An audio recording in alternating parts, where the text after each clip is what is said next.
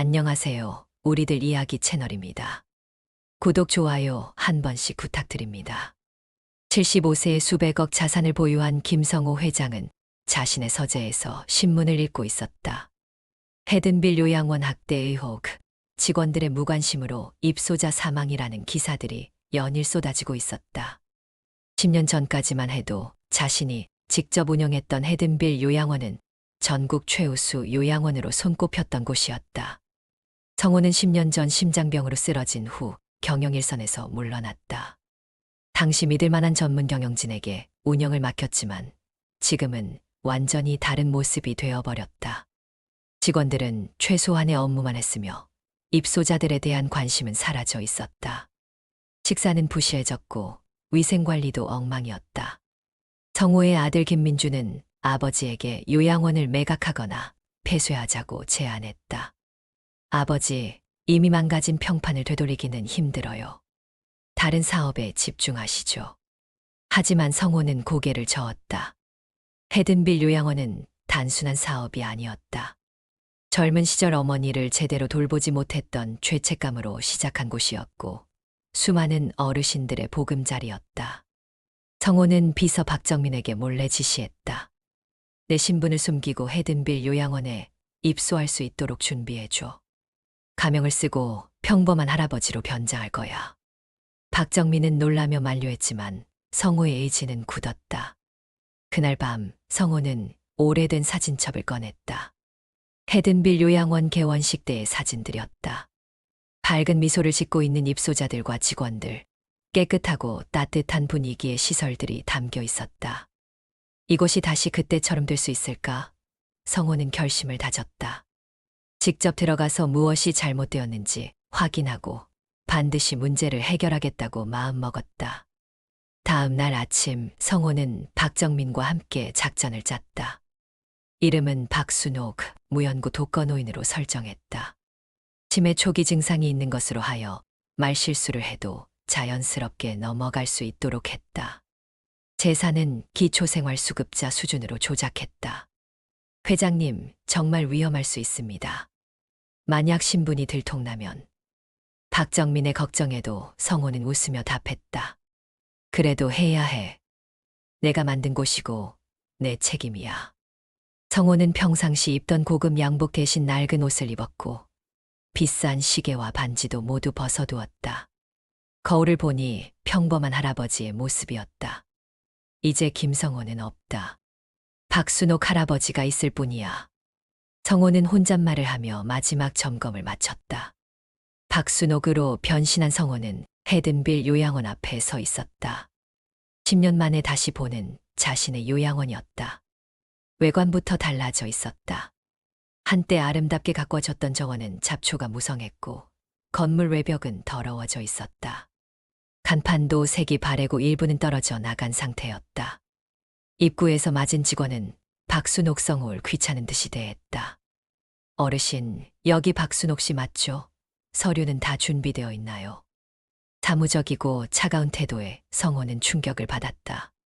예전에는 모든 직원이 입소자를 가족처럼 맞았었다. 입소 절차를 밟으며 성호는 주변을 살펴봤다. 로비의 화분들은 시들어 있었고 바닥은 제대로 청소되지 않아 끈적거렸다. 벽에는 먼지가 쌓여 있었고 공기 중에는 퀴퀴한 냄새가 났다. 이게 내가 만든 요양원이라고? 마음이 무거워졌다. 방으로 안내받는 길에 성호는 더 큰 충격을 받았다. 복도에서 만난 한 할머니가 도움을 요청했지만 지나가던 간병인은 무시하고 지나갔다. 나중에요. 바빠요라며 퉁명스럽게 말했다. 할머니는 실망한 표정으로 혼자 걸어갔다. 성호가 배정받은 방은 4인실이었다. 룸메이트들을 만났는데 모두 비슷한 불만을 토로했다. 이만식 73세 할아버지는 식사가 정말 형편없어요. 반찬은 늘 똑같고 맛도 없어요 라고 말했다. 최영자 69세 할머니는 간병인들이 너무 성의가 없어요. 도움을 요청해도 대충대충 해요 라고 하소연했다. 저녁 시간 성호는 식당에서 첫 식사를 했다. 메뉴는 흰쌀밥에 김치찌개, 시든 나물 몇 가지가 전부였다. 김치찌개는 물같이 싱거웠고 나물은 상한 것 같은 냄새가 났다. 예전에 성호가 직접 운영할 때는 영양사와 요리사가 매일 메뉴를 고민했었고, 입소자들의 건강 상태에 맞는 개별 식단을 제공했었다. 식사 후 성호는 화장실 갔는데 여기도 문제투성이었다.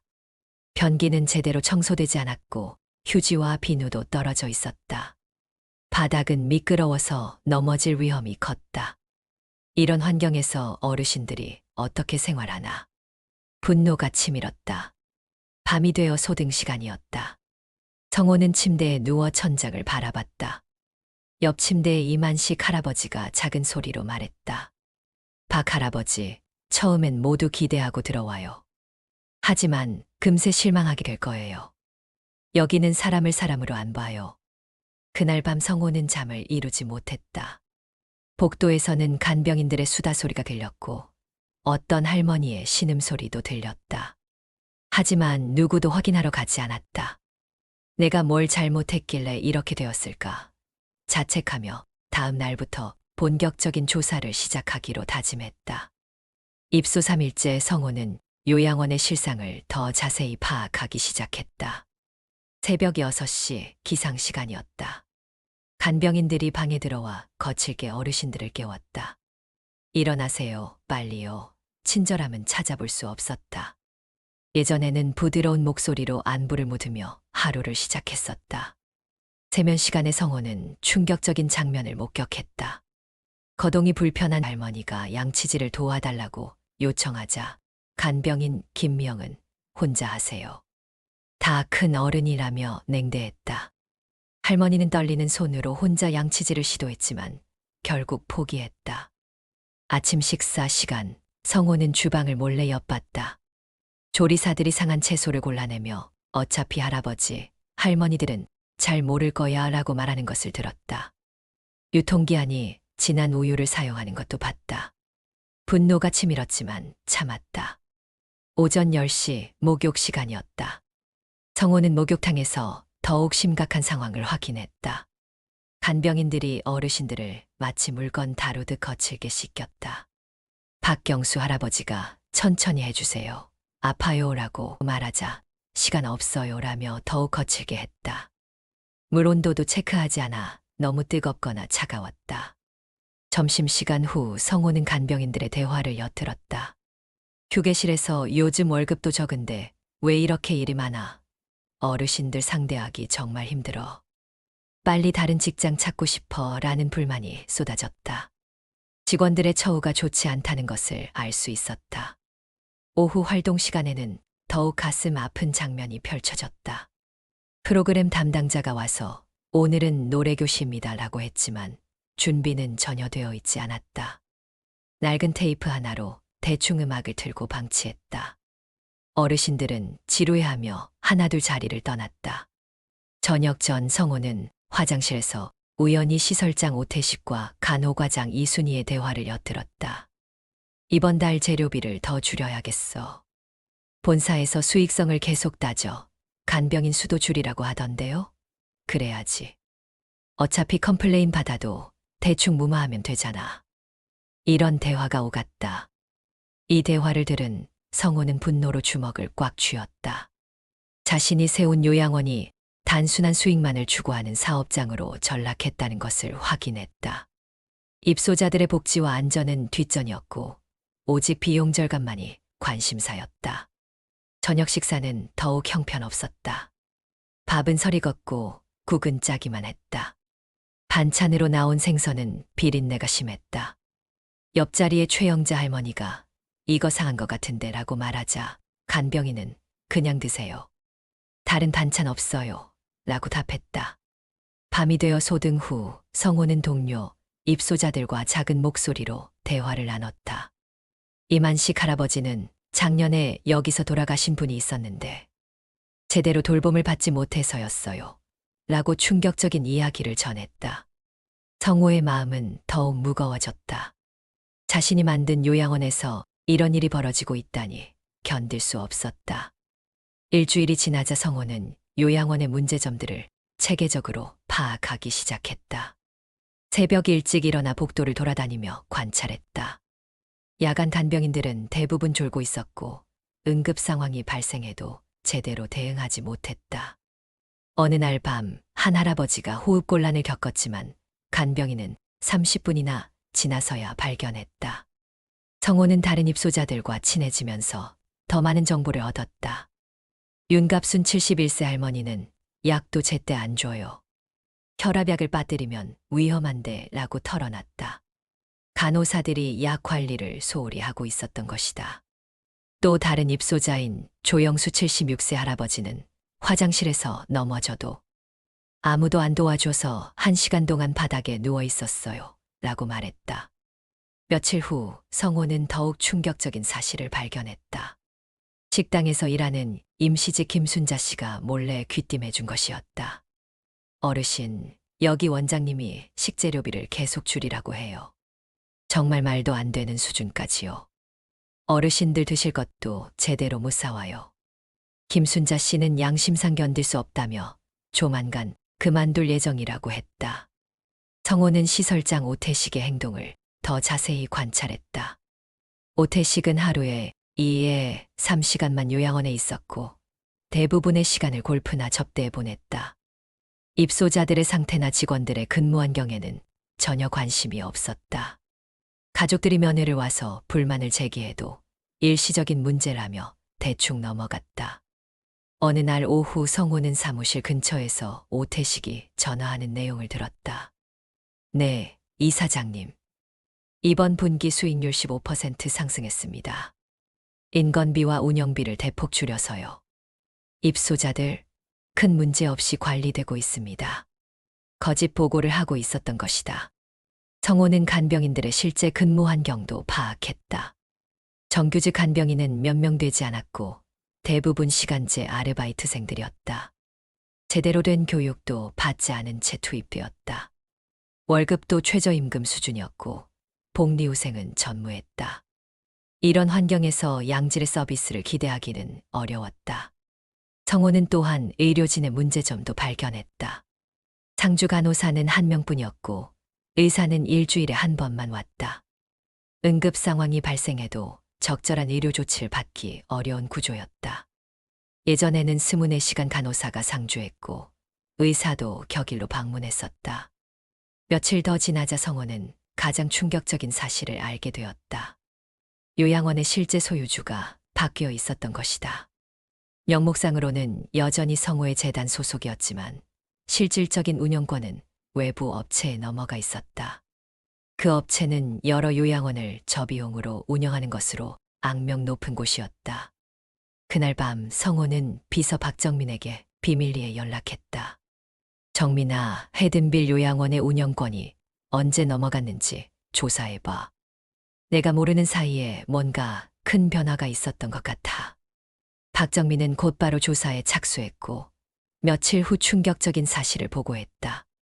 성호가 병으로 쓰러진 직후 아들 민준이 경영 효율화라는 명목으로 운영권을 외부에 위탁했던 것이다.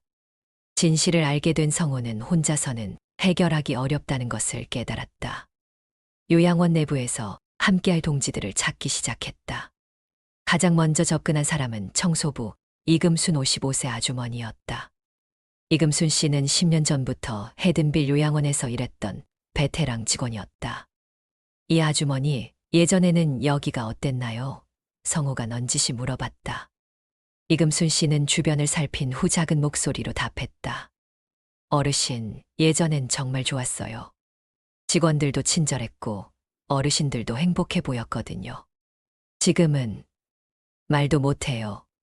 그녀는 눈물을 글썽였다. 이금순 씨를 통해 성호는 다른 양심적인 직원들을 알게 되었다. 간병사 정미경 42세 씨도 그 중 한 명이었다. 정미경 씨는 정말 어르신들께 죄송해요. 하고 싶은 게 많은데 시간도 인력도 부족해서 라며 괴로워했다.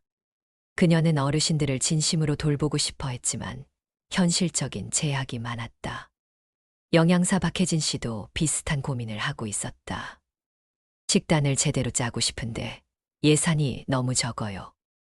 영양가 있는 식사를 제공하려면 지금의 2배는 들어야 하는데 그녀는 매일 양심과 현실 사이에서 갈등했다. 성호는 이들과 비밀리에 모임을 가졌다. 저녁 식사 후 빈 상담실에서 만났다. 우리가 힘을 합치면 뭔가 바꿀 수 있을까요? 정미경 씨가 조심스럽게 물어봤다. 성호는 할 수 있어요. 반드시 해야 합니다. 라고 답했다. 입소자들 중에서도 의지가 강한 분들을 찾았다. 이만식 할아버지는 젊은 시절 교사였던 분으로 상황을 객관적으로 파악하고 있었다. 박 어르신, 우리끼리라도 뭔가 해야겠어요. 이대로는 안 되겠어요. 최영자 할머니도 적극적이었다. 내가 먼저 나서겠어요. 더 이상 참을 수 없어요. 성호는 이들과 함께 작은 변화부터 시작했다. 먼저 입소자들끼리 서로 돌보는 시스템을 만들었다. 거동이 불편한 분들을 다른 입소자들이 도와주도록 했다. 간단한 일이지만 큰 변화였다. 서로에 대한 관심이 생겼고 분위기가 조금씩 밝아졌다. 양심적인 직원들과는 비공식적인 개선 활동을 시작했다. 정미경 씨는 틈틈이 어르신들과 개별 상담을 했고, 박혜진 씨는 제한된 예산 안에서라도 최대한 영양가 있는 식단을 만들려고 노력했다. 이금순 씨는 청소를 더 꼼꼼히 했다. 하지만 근본적인 문제는 여전했다. 시설장 오태식과 간호과장 이순희는 이런 움직임을 눈치채지 못했다. 그들은 여전히 비용 절감에만 관심이 있었다. 성호는 더 강력한 조치가 필요하다는 것을 깨달았다. 어느 날 밤 성호는 동지들과 비밀회의를 열었다. 이제 본격적으로 행동해야 할 때입니다. 증거를 수집하고 외부에 알려야 해요. 이만식 할아버지가 하지만 보복이 두렵습니다. 라고 걱정했다. 성호는 제가 책임지겠습니다. 여러분은 안전할 거예요. 라고 약속했다. 성호는 비서 박정민에게 연락해서 준비 작업을 지시했다. 언론사 연결하고 시민단체도 접촉해봐. 그리고 법무팀도 대기시켜놔. 이제 본격적인 반격이 시작될 때였다. 하지만 그 전에 더 확실한 증거들을 수집해야 했다. 성호와 동지들은 본격적인 증거 수집에 나섰다. 정미경 씨는 간병 기록을 비밀리에 복사했다. 제대로 된 간병이 이뤄지지 않은 사례들, 의료진의 늦은 대응, 약물 관리 소홀 등이 기록되어 있었다. 박혜진 씨는 식단 관리 장부와 식재료, 구매 내역을 확보했다. 예산 대비 실제 지출의 차이가 명확히 드러났다. 이금순 씨는 가장 위험한 임무를 맡았다. 시설장 오태식의 사무실 청소하면서 중요 서류들을 몰래 촬영했다. 운영비 조작, 허위 보고서, 직원 부당 해고 관련 문서들이 있었다. 정말 무서웠어요. 발각됐으면 어쩔 뻔했어요. 라고 떨며 말했다. 입소자들도 각자 역할을 했다. 이만식 할아버지는 다른 입소자들의 증언을 정리했다. 학대당한 사례, 적절한 치료를 받지 못한 경우, 가족들에게 거짓말한 사건들까지 상세히 기록했다. 최영자 할머니는 면회온 가족들에게 실상을 알렸다. 처음엔 믿지 않던 가족들도 점차 상황을 파악하기 시작했다. 성호는 가장 결정적인 증거를 확보했다. 오태식이 외부 업체와 나눈 통화를 녹음한 것이었다. 입소자 한 명당 월 비용을 더 줄여야 해요. 지금도 충분히 수익이 나고 있잖아요? 간병인 수를 반으로 줄이고 식비도 30% 절약해보죠. 이런 내용들이 고스란히 담겨 있었다. 2주간의 증거 수집 후 성호는 마침내 행동에 나섰다. 먼저 비서 박정민을 통해 언론사에 제보했다. 탐사보도로 유명한 MBC 추적 60분 제작진이 관심을 보였다. 이 정도 증거라면 충분히 방송할 수 있겠네요. 라는 답변을 받았다. 동시에 시민단체와 시청 노인복지과에도 신고했다. 노인인권지킴이 단체의 김철수 대표는 이런 사례를 계속 추적해왔는데 내부 고발이라니 정말 용기 있으신 분들이네요. 라며 적극 지원을 약속했다. 하지만 반격도 만만치 않았다.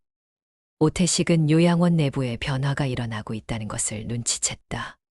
CCTV를 더 많이 설치했고 직원들의 동선을 감시하기 시작했다.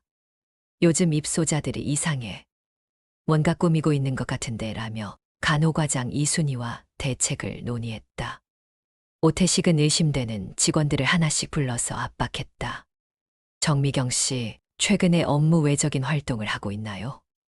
이금순 씨, 청소 외에 다른 일은 안 하고 있죠? 협박성 질문들이 이어졌다. 일부 직원들은 두려워하며 거리를 두기 시작했다. 가장 큰 위기는 이금순 씨에게 닥쳤다. 오태식이 사무실에서 중요 서류가 사라진 것을 발견한 것이다. 누군가 내 서류를 몰래 봤어. CCTV를 확인해봐라며 분노했다. 다행히 이금순 씨는 청소 시간에 들어간 것이라 직접적인 의심을 받지는 않았지만 위험했다. 성호는 상황이 급박해지고 있음을 느꼈다. 더 이상 숨어 있을 수만은 없었다. 비서 박정민에게 마지막 지시를 내렸다. 이제 신분을 밝힐 때가 왔어. 모든 준비를 마쳐놔. 10년 만에 김성호 회장으로 돌아갈 시간이었다. 그날 밤 성호는 동지들과 마지막 회의를 가졌다.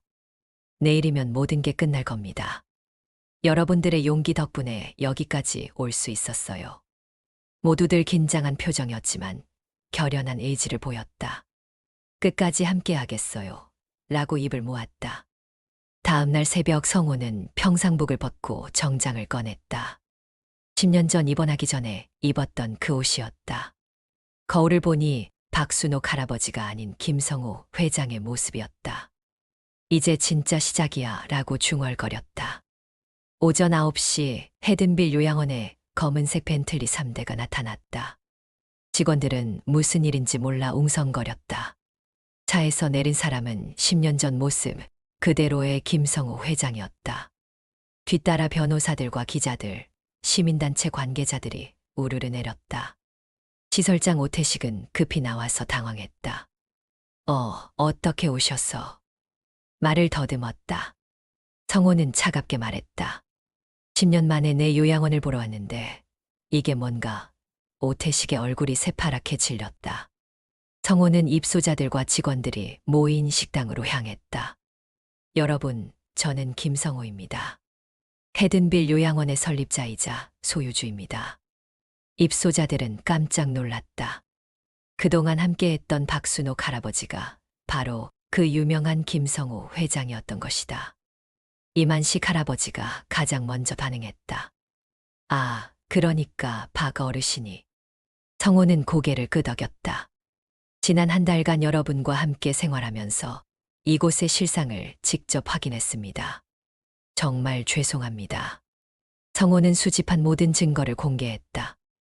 녹음 파일이 재생되자 오태식의 목소리가 식당에 울려 퍼졌다.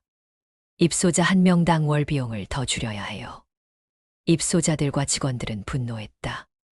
이런 일이 있었다니 우리를 뭘로 본 거야. 오태식은 변명하려 했지만 소용없었다. 모든 증거가 확실했다.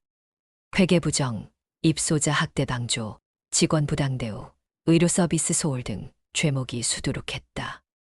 성호는 당신은 즉시 해임이며 법적 처벌을 받게 될 것이라고 선언했다. 간호과장 이순희도 마찬가지였다. 그녀 역시 공모자였기 때문에 피할 수 없었다. 저는 지시를 따랐을 뿐 이라고 말했지만 받아들여지지 않았다. 성호는 이어서 개선책을 발표했다.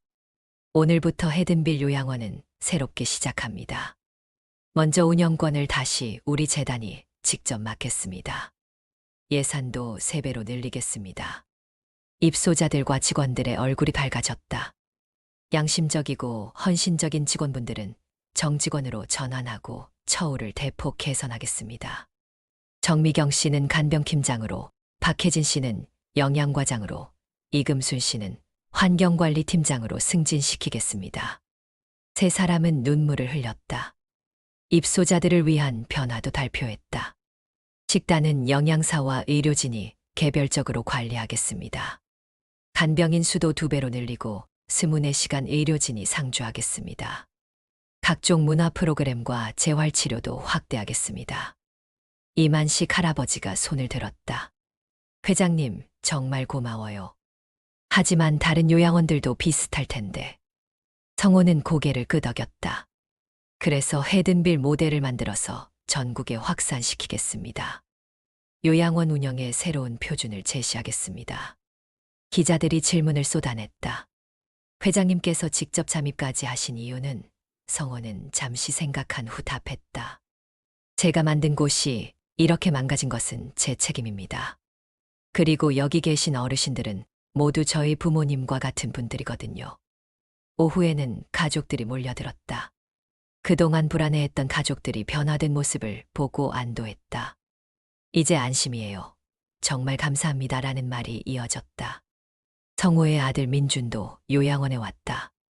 아버지, 죄송해요. 제가 너무 성급했습니다. 성호는 아들의 어깨를 다독였다. 이제 함께 제대로 해보자. 돈보다 중요한 게 있다는 걸 배웠구나. 해가 질 무렵 성호는 정원을 거닐었다. 잡초를 제거하고 새 화단을 조성하는 작업이 시작되었다. 10년 전의 아름다운 모습을 되찾을 예정이었다. 최영자 할머니가 다가왔다. 회장님, 정말 고마워요. 덕분에 다시 희망을 갖게 되었어요. 그날 밤 성호는 예전 자신의 방에서 잤다. 더 이상 박순옥이 아닌 김성호로서 말이다. 창밖으로 보이는 요양원은 이미 활기를 되찾고 있었다. 이제 시작이야 라고 혼잣말했다.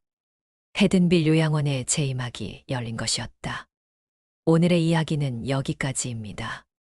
구독 한 번씩 부탁드립니다.